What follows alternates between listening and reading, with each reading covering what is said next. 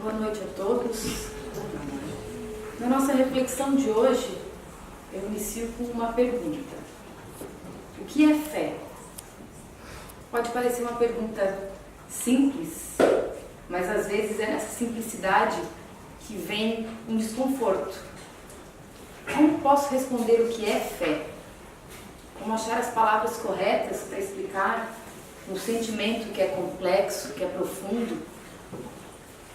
O que pensar sobre ele? E vem um desconforto. Se eu não sei explicar, será que eu tenho fé? Se eu não sei o que ela é, como posso tê-la? E aí pode ser que muitos de vocês tenham pensado uma definição comum da fé, que é sobre crer. Ter fé é crer. Eu acredito em Deus, eu tenho fé em Deus. Muitas vezes essa é a definição que nós encontramos se nós pensamos numa forma simples. Mas aí então, fiquei pensando, será mesmo que acreditar em Deus é ter fé em Deus? Eu acredito em Jesus, é o suficiente para que eu tenha fé no Cristo? E aí então fui buscar algumas ideias, algumas inspirações no Evangelho. E eu usei o Evangelho, que é a tradução do Haroldo Dutra, no Novo Testamento, que indico fortemente. Ele fez um trabalho de tradução muito interessante, um livro rico em notas de rodapé, explicando cada um dos termos, as suas origens. Realmente nos ajuda no entendimento, né, das passagens de Jesus, das parábolas. Muitas vezes encontramos termos que não conseguimos entender e aqui nós temos muitas dessas informações. Eu busquei então algumas passagens onde Jesus falava sobre a fé, para tentar entender o que ele naquele tempo tentava demonstrar para os seus apóstolos e para os seus companheiros, o que era esse sentimento. Aqui então, eu fui buscando uma sequência de curas. Jesus foi curando muitas pessoas, então a cura de um leproso, a cura do servo do centurião, a cura da sogra de Pedro, e vem numa sequência. Eu estou usando o Evangelho de Mateus como referência. E na sequência dessas curas, ainda no início, né, do envolvimento dos apóstolos com Jesus, acontece um evento, narrado como a tempestade acalmada. E diz assim: após entrar no barco, seus discípulos o seguiram, e eis que uma grande tempestade ocorreu no mar, ao ponto de o barco ser coberto pelas ondas. Ele, porém, dormia. Aproximando-se, o despertaram, dizendo: Senhor, salva-nos, estamos perecendo. Ele lhes diz: por que estáis temerosos, homens de pouca fé? Então, levantando-se, repreendeu os ventos e o mar, e houve grande calmaria. E maravilharam-se os homens, dizendo: que tipo de homem é este que os ventos quanto o mar lhe obedecem? Então aqui é o primeiro momento em que Jesus diz para os seus apóstolos, aqueles escolhidos, que são homens de pouca fé. E aí nós já pensamos, se eles tinham pouca fé, né? O que será de nós? Mas vamos adiante. E a sequência continua. Eles sempre caminhando com Jesus, acompanhando as suas pregações e vendo muitas dessas curas acontecendo. E essas curas sempre são concluídas com Jesus dizendo sempre algo próximo da fé. E Jesus, vendo a fé deles, disse ao paralítico: anima-te, filho, os teus pecados estão perdoados. Vendo a fé. Em outras passagens, Jesus: anima-te, filha, tua fé te salvou. Então sempre nas curas, Jesus diz que não é ele que salva, é a sua fé. E os apóstolos sempre com ele, sempre vendo esses momentos, acompanhando, refletindo junto ao Mestre o que são essas curas e o que seria essa fé. E nesses caminhos acontece então um outro evento. O evento Jesus caminha sobre as águas. Logo em seguida, compeliu os discípulos a entrar no barco e ir adiante dele para o outro lado, até que se despedisse das turbas. Após despedir, subiu ao monte para orar, em particular. Chegando o fim da tarde, estava ali sozinho. O barco já estava distante da terra. Muitos estádios atormentado pelas ondas, pois os ventos eram contrários. Na 4ª vigília da noite, dirigiu-se a eles, caminhando sobre o mar. Os discípulos, vendo-o caminhando sobre o mar, ficaram perturbados e diziam: é um fantasma! E gritaram de medo. Mas prontamente Jesus lhes disse: animai-vos, sou eu, não temais. Em resposta, Pedro disse: Senhor, se és tu, ordena-me ir a ti sobre as águas. E ele disse: vem. Descendo do barco, Pedro caminhou sobre as águas e dirigiu-se a Jesus. Porém, depois de ter visto o vento forte, teve medo e, começando a afundar, gritou dizendo: Senhor, salva-me! Imediatamente, estendendo a mão, Jesus o segurou e lhe disse: homem de pouca fé, por que duvidaste? Ao subirem no barco, amainou o vento, e os que estavam no barco o reverenciavam, dizendo: verdadeiramente és filho de Deus. Então aqui eles já estão num momento além. Pedro duvida, mas pensa: se és o filho de Deus, me faz caminhar sobre as águas. E ele vai, ele sai do barco, ele caminha sobre as águas, mas no meio do caminho a sua fé vacila. Ele vê o vento, ele pensa: meu Deus, estou sobre as águas. E então começa a afundar. Ele já não estava lá no início, mas também a sua fé ainda estava frágil. E Jesus novamente diz: homem de pouca fé, por que duvidaste? E os processos continuam. E o acompanhamento, de tudo isso acontece. E eles vão seguindo. Até que nós chegamos a uma passagem muito famosa. O endemoniado epilético. Depois de se seguirem a turba, aproximou-se dele um homem e ajoelhou-se. Disse: Senhor, tem misericórdia do meu filho, porque é lunático e padece horrivelmente. Muitas vezes cai no fogo e muitas vezes na água. Levei-o aos teus discípulos, mas não foram capazes de curá-lo. Em resposta, Jesus disse: ó geração incrédula e corrompida, até quando estarei convosco? Até quando vos suportarei? Trazei-me aqui ele. Jesus o repreendeu e o daimon saiu dele. E o menino foi curado a partir daquela hora.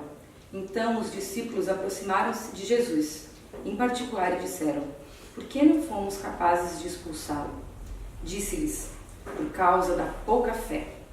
Amém vos digo, que se tiverdes fé como um grão de mostarda, direis a este monte: muda-te daqui para lá, e ele se mudará, e nada vos será impossível.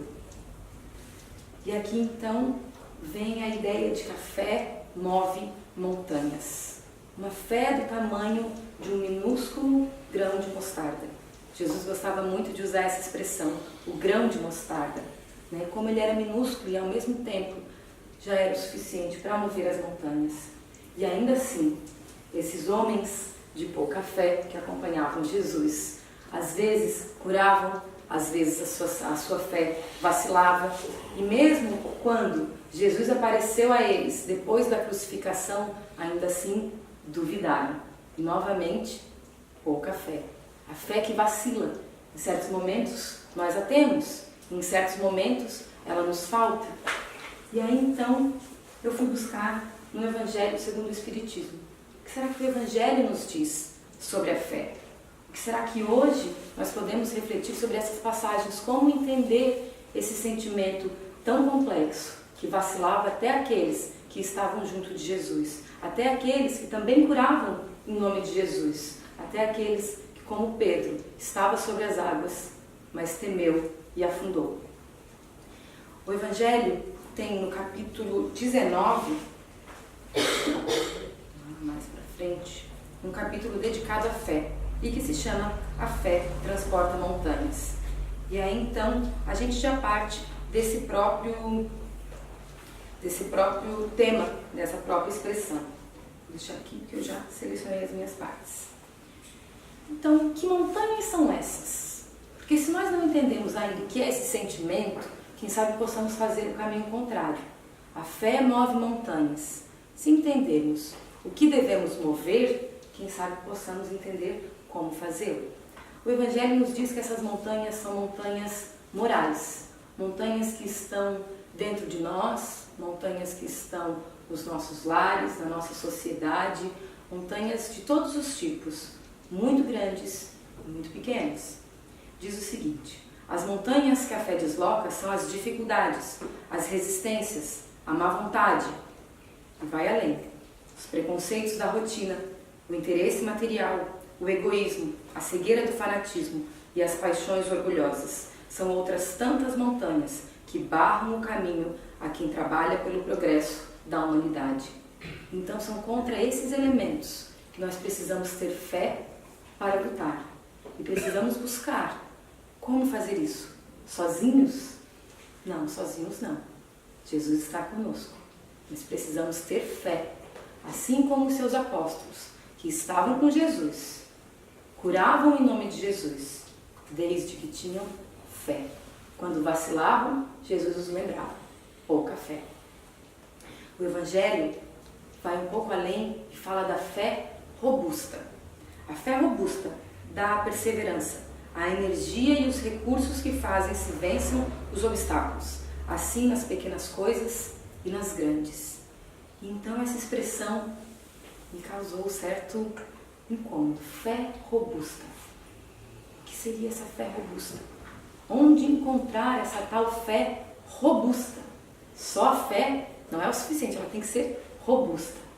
E então, pensei, se a gente tem uma fé que vacila, uma fé ainda tão complicada, como encontrar, como deixar de ser homens e mulheres de pouca fé?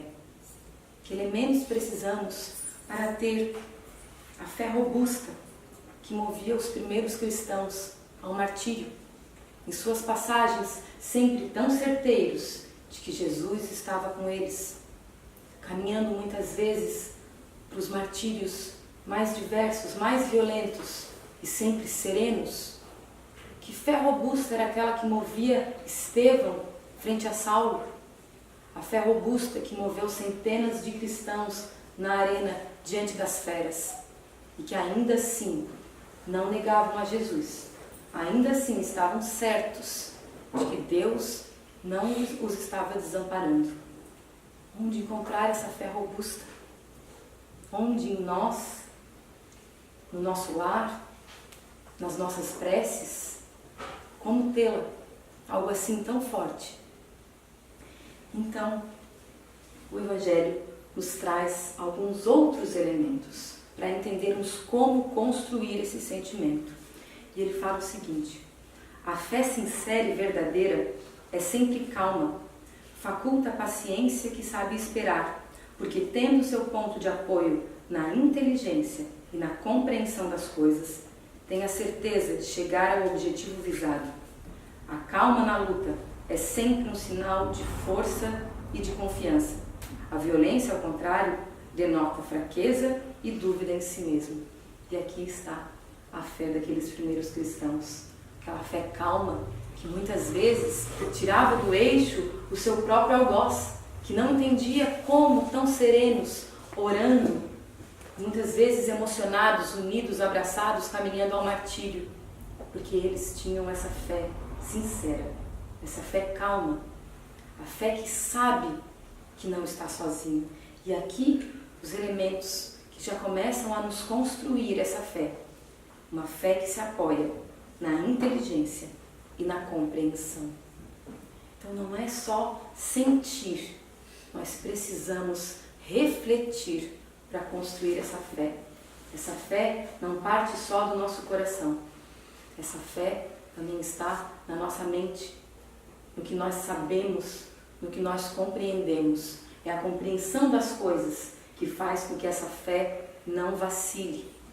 E aí a nossa doutrina começa a nos apresentar como compreender, como construir essa fé que não está apenas no sentimento do coração, que tem bases concretas. Então, numa outra acepção, entende-se como a fé, a confiança que se tem na realização de uma coisa, a certeza de atingir determinado fim. Ela dá uma espécie de lucidez que permite se veja em pensamento a meta que se quer alcançar e os meios de chegar até lá. De sorte, aquele que possui caminha, por assim dizer, com absoluta segurança. Então, muitas vezes, estamos no meio da nossa jornada mas se compreendemos o processo, conseguimos enxergar o ponto de partida. E é essa a tal compreensão da fé. Precisamos sentir o que queremos, mas precisamos ter um plano.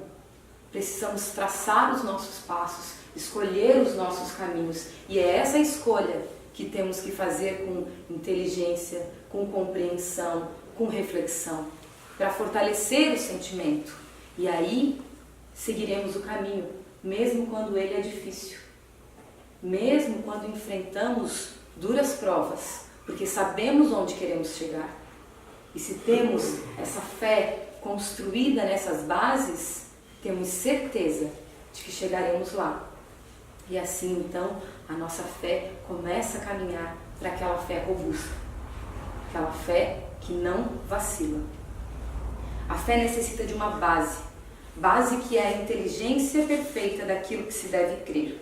E para crer, não basta ver, é preciso, sobretudo, compreender. A fé cega já não é deste século. E aqui, lembrando que o Evangelho estava falando do século XIX. Estamos no século XXI. A fé cega não é do nosso século. Já faz algum tempo. A fé cega, essa fé que não tem essa base, essa fé que não reflete, essa fé não é a fé que Jesus pedia. Precisamos construir essa base. Precisamos deixar a nossa fé estruturada. E é aí então que vem a expressão que o Evangelho usa para designar essa fé. A fé raciocinada. E aí então vem o elemento que na literatura espírita está muito expresso. Volta e meia lemos a fé raciocinada. E agora entendemos o caminho.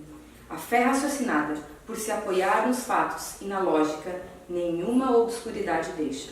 A criatura então crê porque tem certeza, e ninguém tem certeza senão porque compreendeu. Eis porque não se dobra. Fé inabalável só o é a que pode encarar de frente a razão, em todas as épocas da humanidade.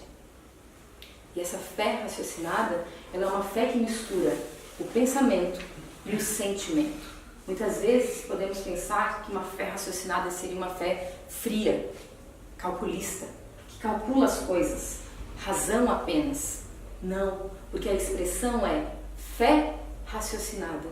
A fé é o sentimento, é o elemento que nós sentimos profundamente em nosso coração, que não sabemos exatamente explicar, mas sentimos em cada fibra do nosso ser. Mas quando essa fé une com a razão, quando essa fé traz essa reflexão, aí sim nós chegamos a essa fé robusta que não vacila. Essa fé que nos faz caminhar os caminhos tortuosos da nossa vida, com a certeza de que chegaremos onde precisamos chegar. Com a certeza de que não estamos sozinhos, não fomos abandonados, não estamos sendo injustiçados, porque a compreensão que a doutrina nos dá esse conforto.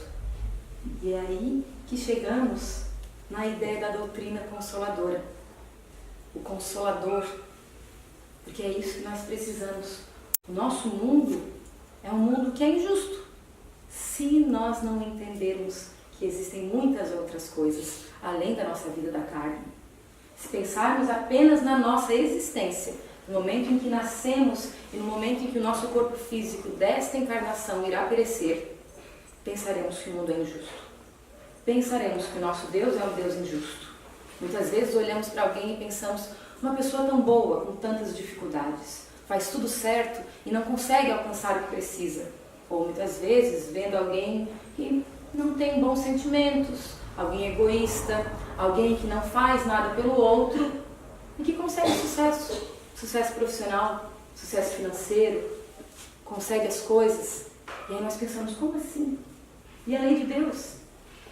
E tudo que Jesus nos disse? E aí nós temos que pensar que existem mais coisas do que a carne e essa nossa experiência. E é justamente essa compreensão que nos faz entender que não estamos sendo injustiçados. E aqui existe uma definição muito completa sobre o que seria essa fé consoladora. Disse o Cristo: bem-aventurados os aflitos, pois que serão consolados. Mas como há de alguém sentir-se ditoso por sofrer, se não sabe por que sofre?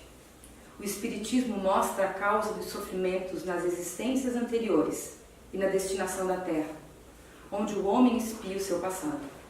Mostra o objetivo dos sofrimentos, apontando-os como crises salutares que produzem a cura e como meio de depuração que garante a felicidade nas existências futuras.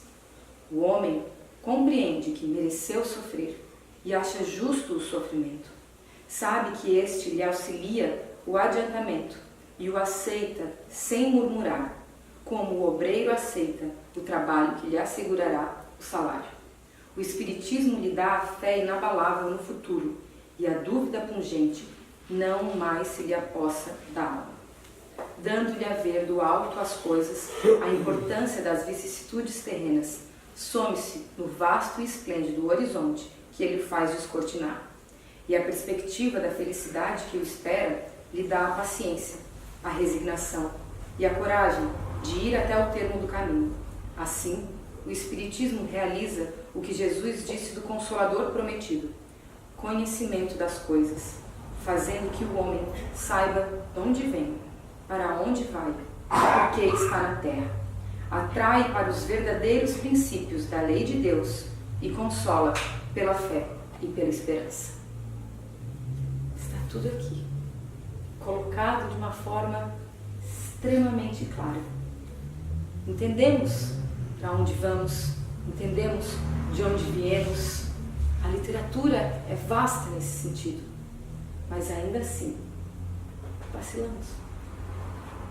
Porque mesmo nós que estamos aqui dentro do movimento espírita, nós que conhecemos o Evangelho, nós que conhecemos a lei da reencarnação, ainda assim, por vezes, nos sentimos injustiçados. Por vezes pensamos: por que Deus estou passando por isso? Às vezes somos tomados pelo sentimento de ira, pelo sentimento, muitas vezes, de incompreensão, de negação a Deus, a Jesus, porque não queremos mais passar pelo que passamos. O texto nos diz para entender o sofrimento. O homem compreende que merece sofrer e acha justo o sofrimento. E aí nós pensamos, quando a nossa vida está num bom momento, nós lemos e é muito fácil compreender. Quando somos colocados à prova, vacilamos e aí pensamos: eu não precisava passar por esse sofrimento. Será mesmo? Eu sou uma pessoa boa. Eu rezo todos os dias, eu cuido do meu lar, da minha família, eu trato bem as pessoas. Por que isso acontece comigo? Não é justo. Novamente, não estamos tendo fé suficiente na lei de Deus.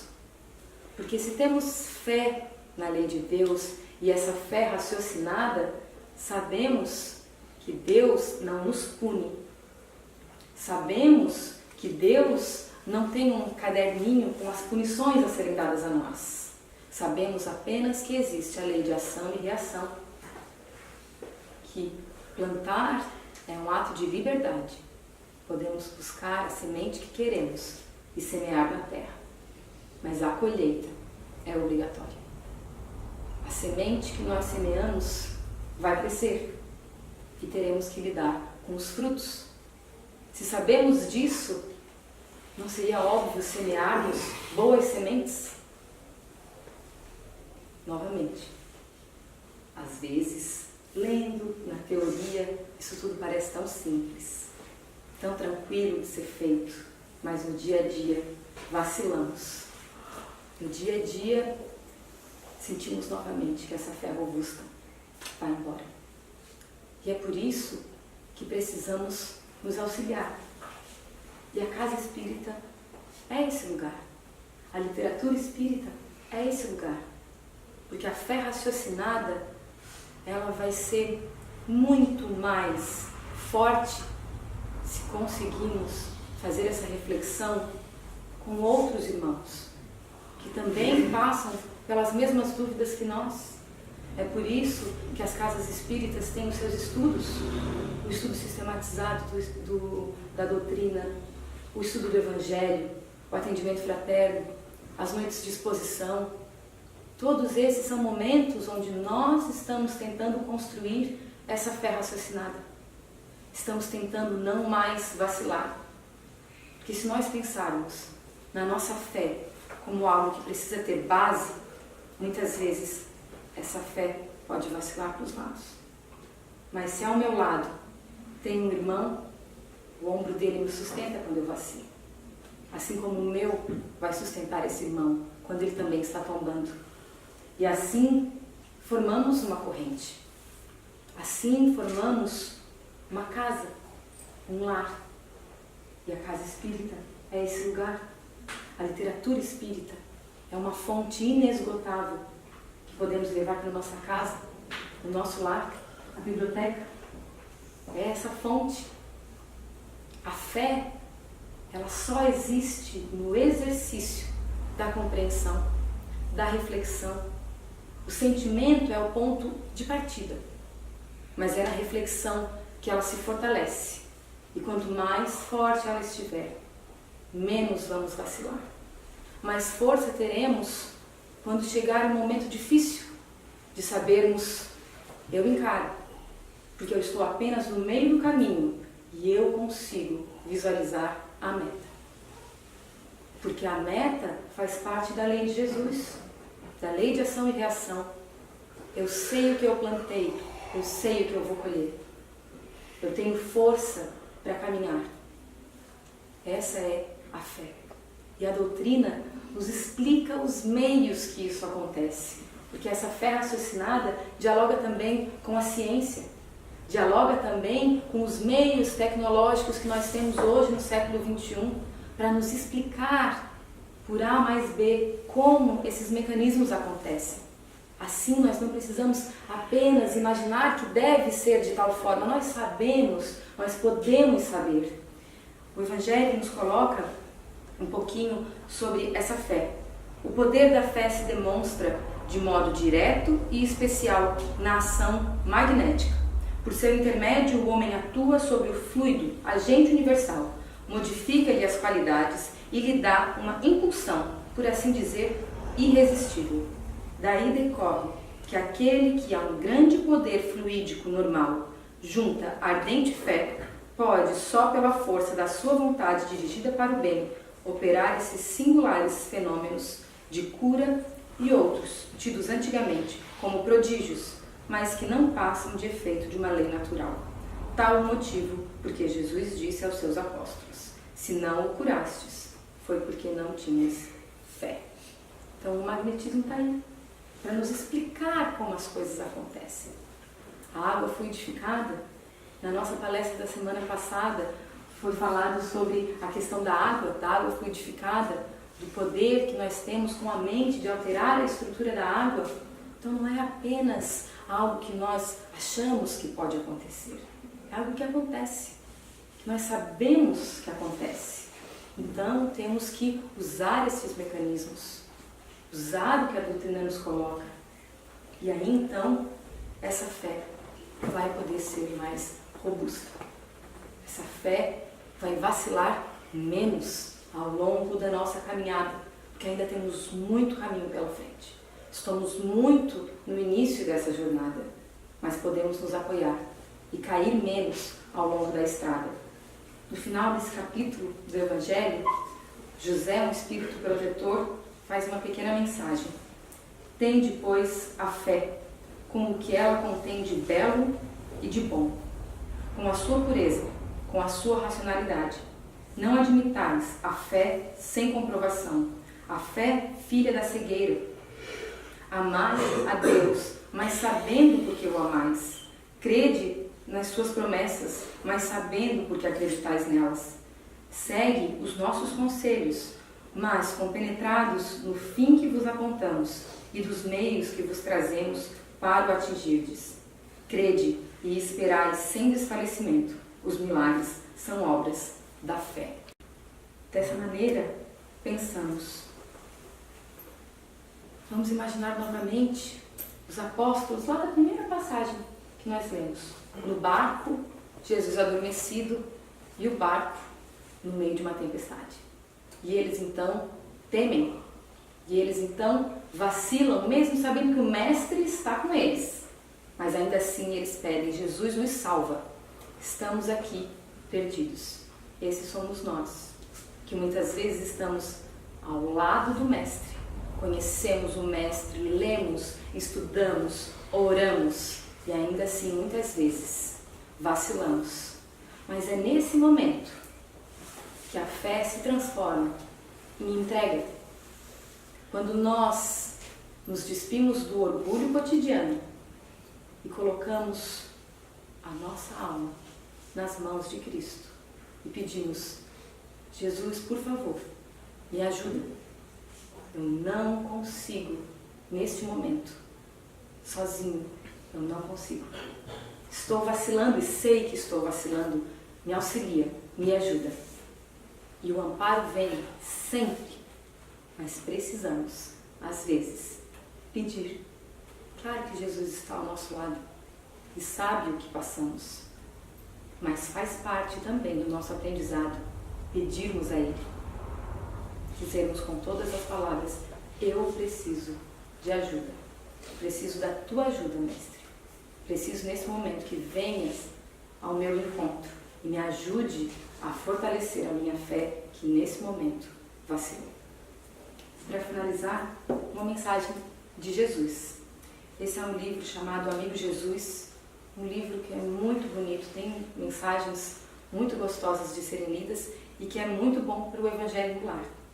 E aqui tem uma passagem onde ele está falando justamente sobre o barco e os apóstolos, e essa mesma passagem. E Jesus diz o seguinte: por que tanto medo, meu amigo? Onde está a fé que lhe ensinei?